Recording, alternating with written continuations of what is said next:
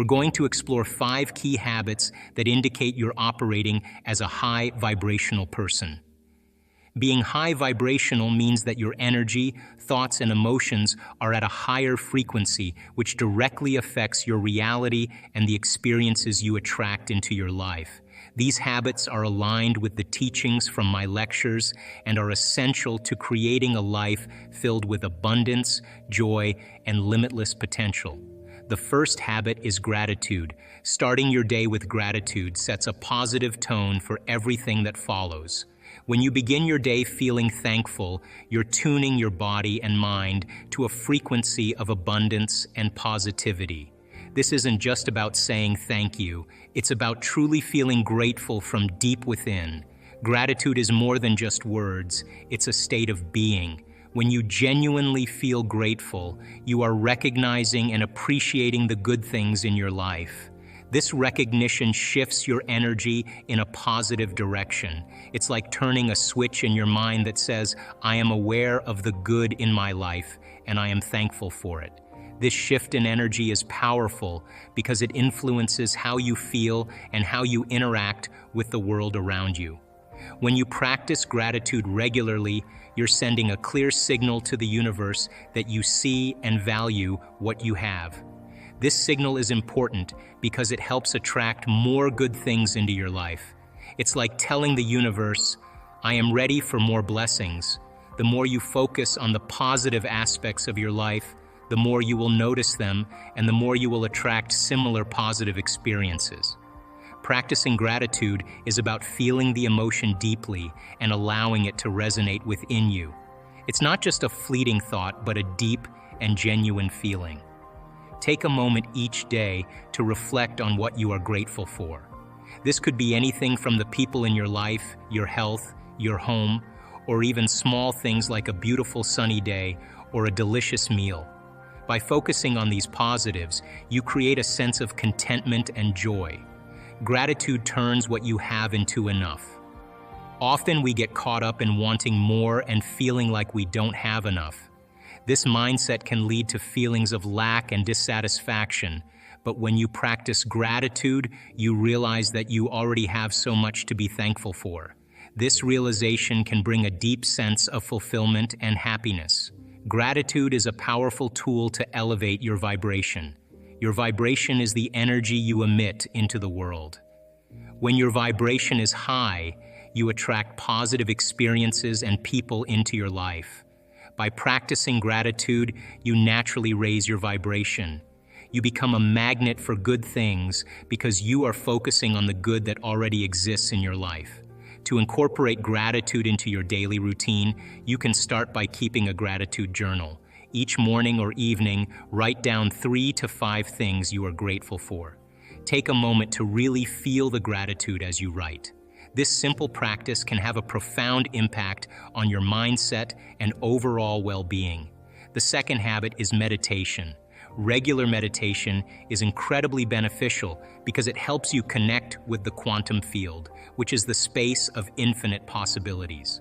This connection is important because it allows you to transcend the limitations of the physical world and tap into the vast potential of your mind. In simpler terms, meditation helps you go beyond the everyday concerns and reach a state where you can create and attract what you truly desire. When you meditate, you are not just sitting quietly, you are engaging in a practice that helps to quiet the mind and reduce stress. This is important because a calm and peaceful mind is more receptive to higher frequencies of energy. These higher frequencies are associated with positive emotions and thoughts, which can significantly improve your overall well-being. Meditation also helps you align your energy with these higher frequencies.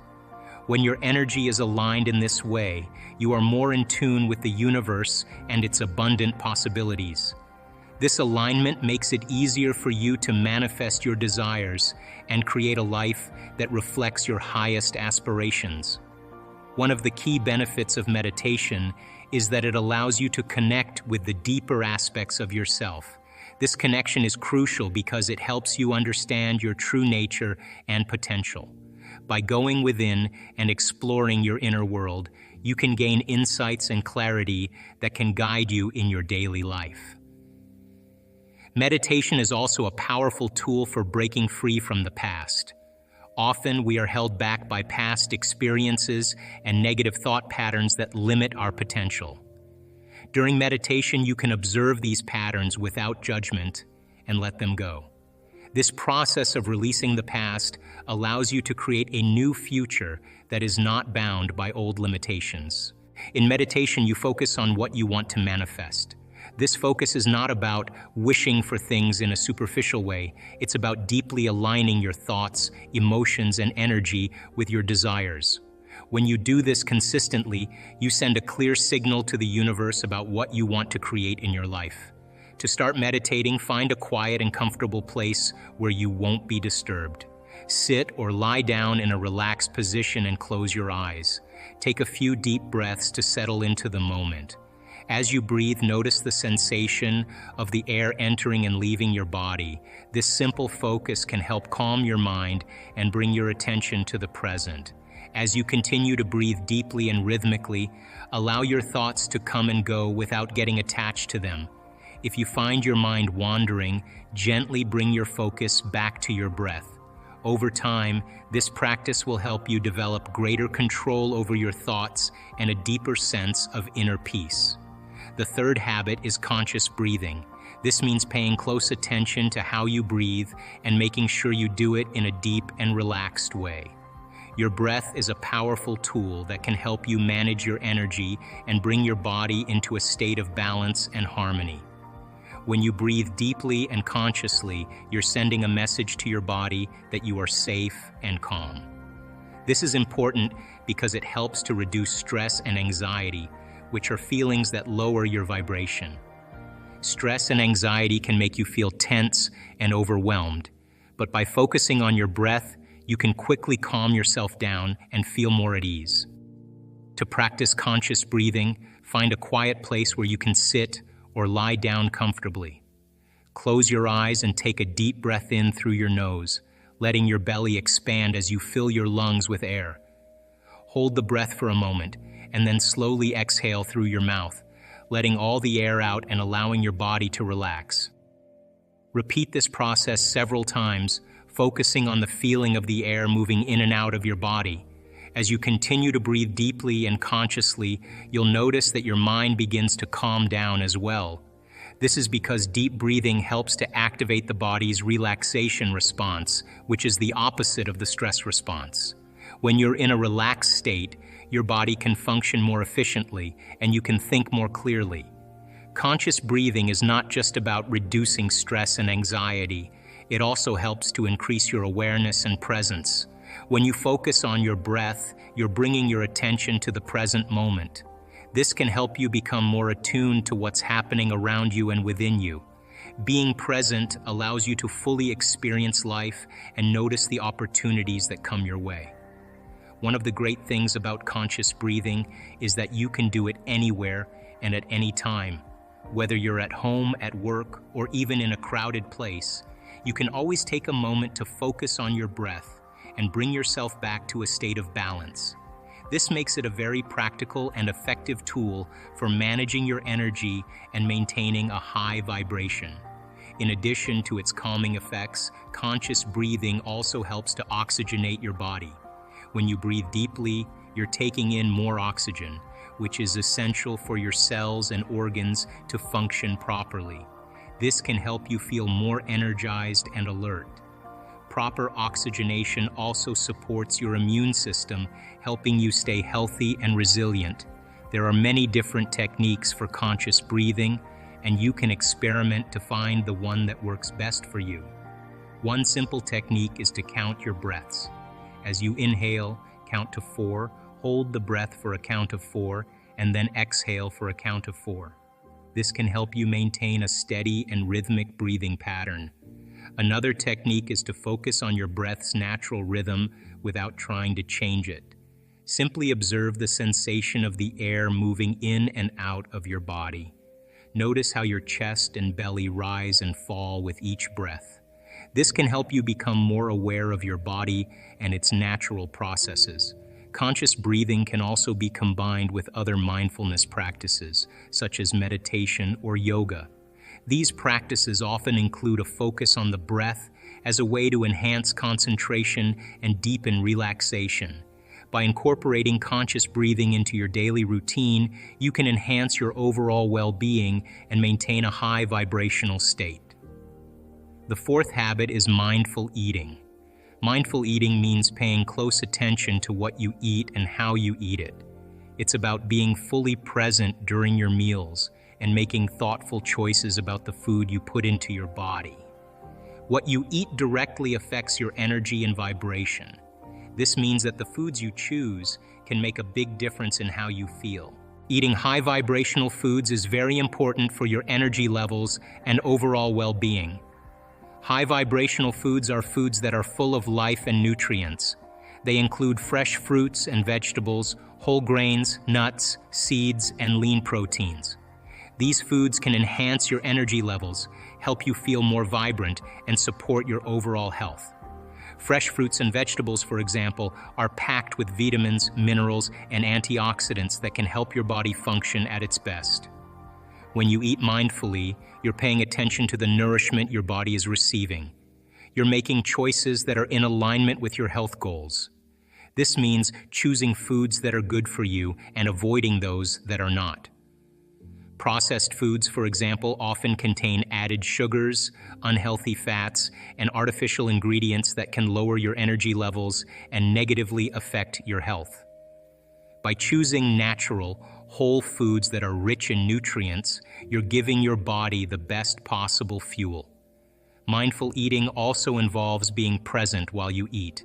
This means really focusing on your meal and enjoying each bite. It's about slowing down and savoring your food, rather than rushing through your meal or eating on the go.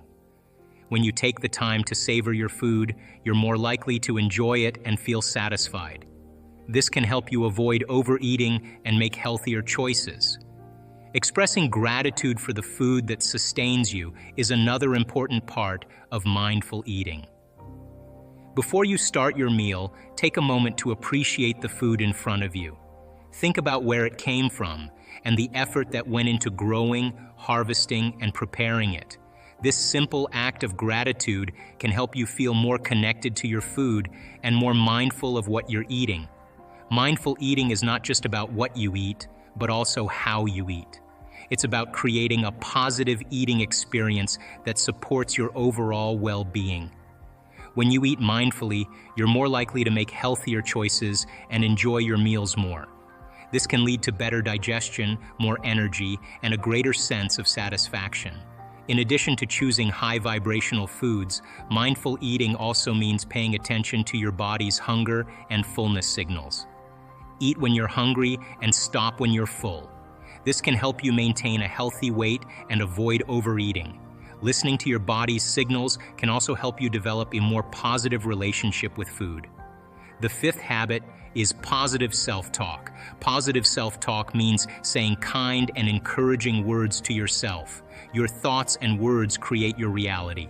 This means that what you think and say about yourself can shape your life. If you think and speak positively, you can create a better life for yourself. By choosing to speak kindly to yourself and using positive affirmations, you're reinforcing a high vibrational state of being. Positive affirmations are short, positive statements that you repeat to yourself. They can help you believe in the good things about yourself and your life. For example, you might say, "I am strong," "I am capable," or "I deserve happiness." These affirmations can boost your mood and help you feel more confident. Positive self-talk helps to rewire your brain. This means that it can change the way you think over time. Our brains are like computers that run on programs. Negative self-talk is like a bad program that makes things go wrong. But positive self-talk is like a good program that helps everything run smoothly. By talking to yourself positively, you are installing a better program in your brain. This new program can help you think more positively and feel better about yourself. Positive self-talk also helps shift your mindset towards abundance and possibility. When you focus on positive thoughts, you open yourself up to more opportunities. You start to see the world as a place full of possibilities instead of limitations. This shift in mindset can help you achieve your goals and dreams. You begin to believe that good things can happen to you and that you can make those good things happen. It's about catching those negative thoughts and replacing them with empowering ones. Negative thoughts can creep into your mind without you even realizing it. These thoughts can make you feel bad about yourself and your life.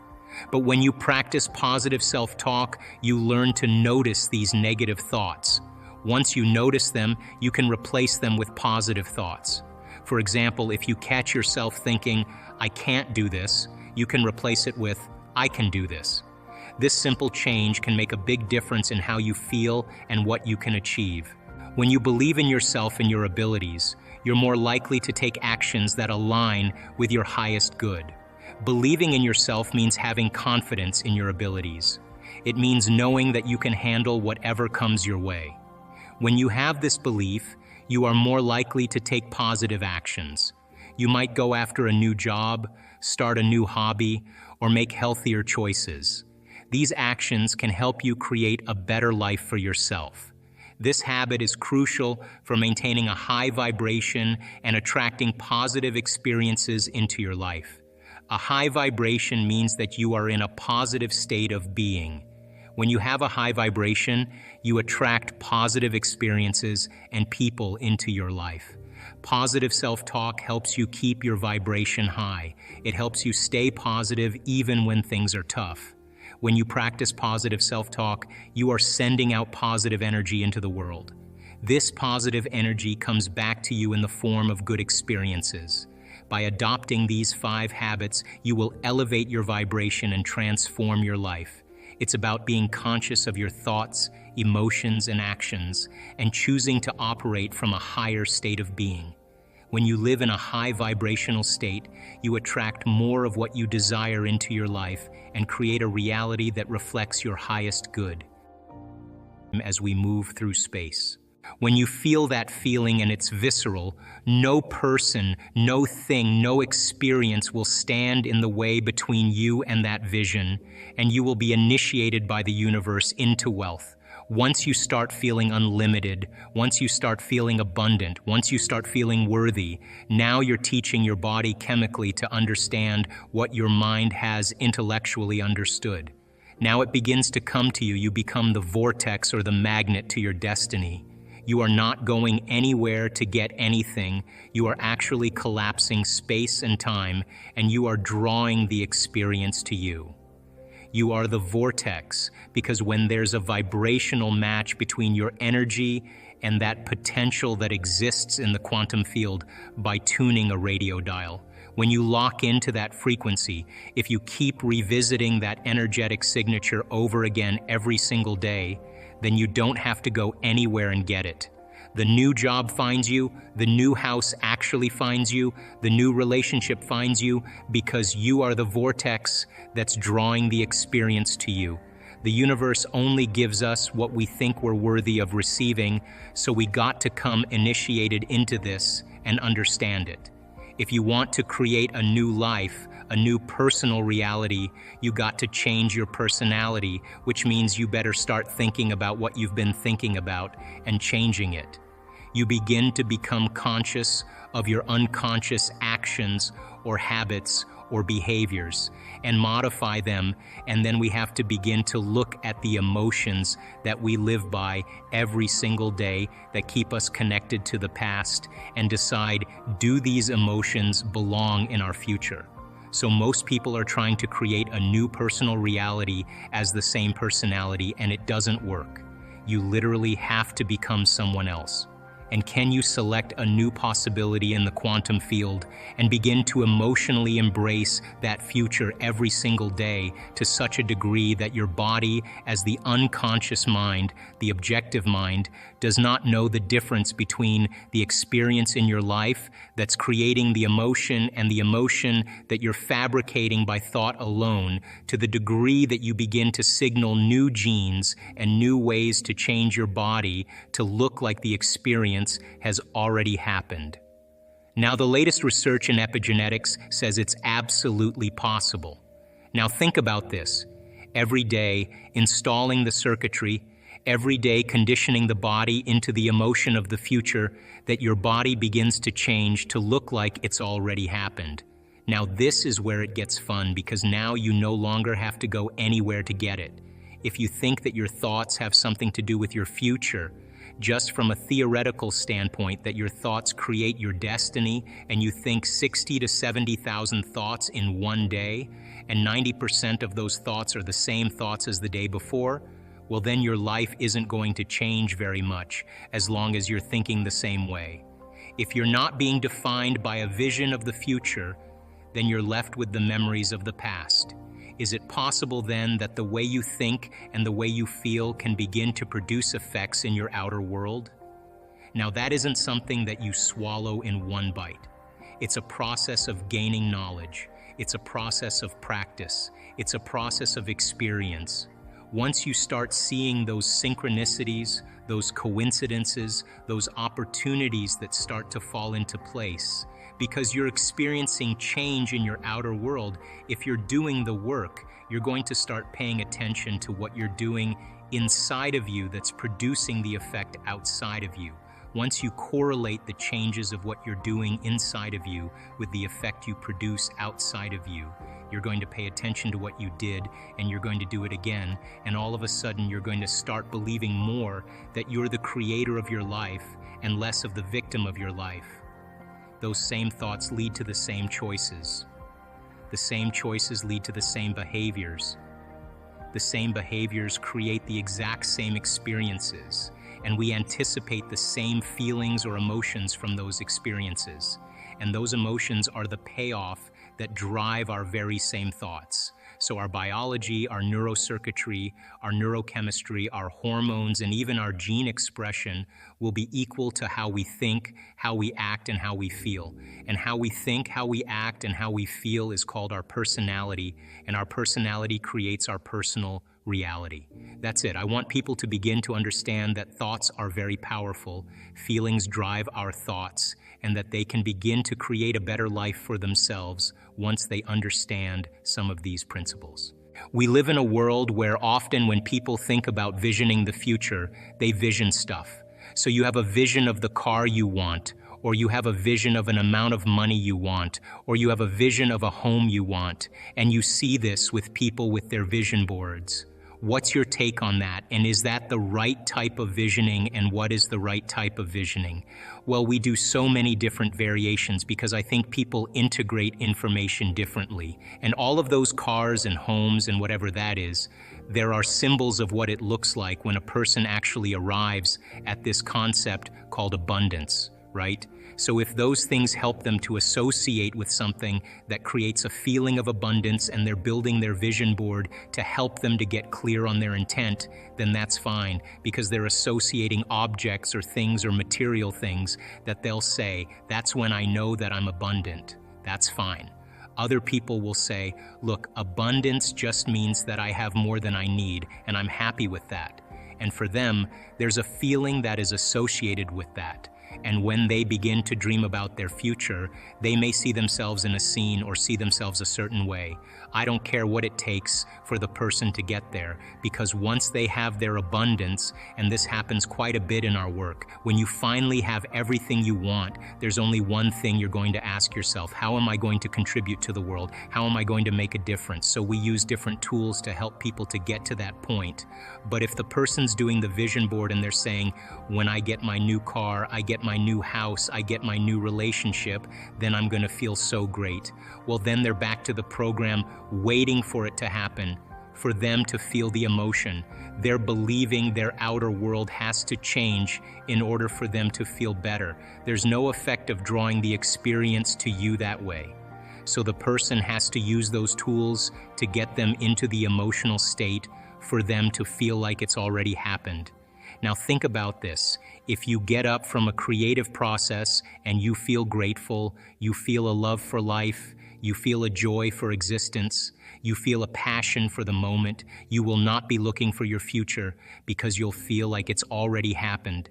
It's the moment that we start feeling those self-limiting emotions, that we feel separation, and then we start looking for it again. Well, then if you're waiting, you're not creating, you're in separation again. So then whatever it takes for you to move into a state of being, and what is a state of being? Thoughts are the vocabulary of the brain. Feelings are the vocabulary of your body. How you think and how you feel creates your state of being. So then if you wake up in the morning and you come back to your senses with a clean slate and you say, I don't feel anything, you say, well, let me start thinking about all the problems in my life.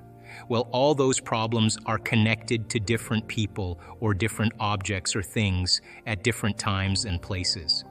The moment you remember your problems, a memory is a record of the past. You're thinking in the past.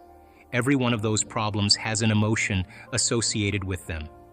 So all of a sudden you start feeling unhappy, you start feeling bitter, you start feeling frustrated. So now your body's in the past. So then most people then create a state of being that's connected to their past. And if they're in the familiar past, then they are going to crave the predictable future, and they're going to fall back into routine. So then we want people then to get very clear on that vision of their future, however they do it, and begin to combine that clear intention with an elevated emotion. And the stronger the emotion they feel from the vision they're creating, the more altered they feel inside of them, the more they're going to pay attention to the pictures in their mind. And now they're remembering the future. The knowledge creates awareness. Awareness creates consciousness. Consciousness and energy are connected, so there's a change in energy globally going on with the world. Now that knowledge and that change of energy has effects on paradigms that are no longer a vibrational match with that new level of consciousness.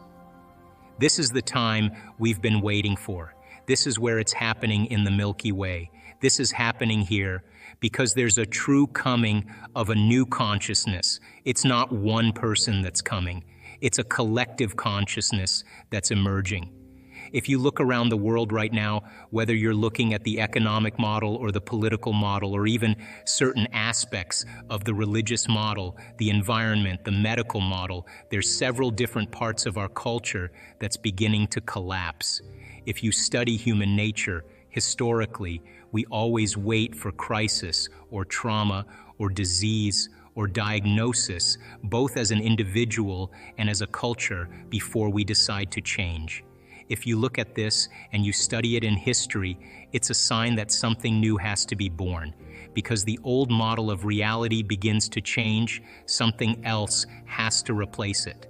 So we have two ways that we actually face crisis. We can either face crisis in a state of emergency, which in the beginning of a crisis is healthy, or we can face crisis in a state of creativity and innovation. If you're addressing a financial crisis or a crisis in a culture and everybody is selfish and everybody's living by those emotions, then they're pushing their way to get to the head of the line. They're competing, they're forcing outcomes, they're using very primitive systems to try to take care of themselves. We know from the physiology of the brain that most of the blood supply goes to the hindbrain and away from the forebrain. Those chemicals create a gap between the way things appear in our life and the way things really are. In other words, we're viewing reality in an altered state. So we don't see possibility. We feel separate from each other. We are competing and striving to get to the head of the line by using our cunning, manipulative, egocentric ways to get there, and we're very controllable. Fear is very controllable. Competition is very controllable. Anger and war divides individuals. Now that is not a way to address a crisis, because the service to self, or taking care of the self, is the exact thing that enhances the crisis. Because if you and I are all doing the same, if we're all doing the same thing, then a culture becomes more divided. It becomes more disintegrated. It becomes more incoherent. And possibility then is not part of the equation. So the other state of mind, if you can view crisis as a great opportunity brilliantly disguised as an impossible situation, and you have to match the conditions in your environment with a new mind. Now we're talking about greatness, because innovation and creativity and a new way of thinking and a new way of being means that we can't do the same thing from the past. And so in history, cultures that are individuals that overcame their environmental conditions were considered mystics and saints and leaders and charismatic leaders. They were individuals that saw past the illusion of the present reality. When we begin to become innovative or creative, the brain begins to switch. We begin to turn on the forebrain, the frontal lobe, which is really the crowning achievement of the human being, and we begin to ask bigger questions. How can we create a new way of being in a world that's falling apart? How can we begin to create a new system to adapt to these conditions? And I think that people, when they begin to feel empowered by possibility, when they begin to see that the death of the old paradigms means the beginning of a new paradigm. How many people actually believe in the idea that the way you think has some effect on your life? So how many people actually woke up this morning and consciously created a future? You know, the biggest reason why people don't do it is because you don't really believe it's true. You see, if you knew on a gut level that it was absolutely true, would you ever miss a day, and would you ever let any thought slip by your awareness that you didn't want to experience? So your brain, according to neuroscience, is organized to reflect everything you know in your life.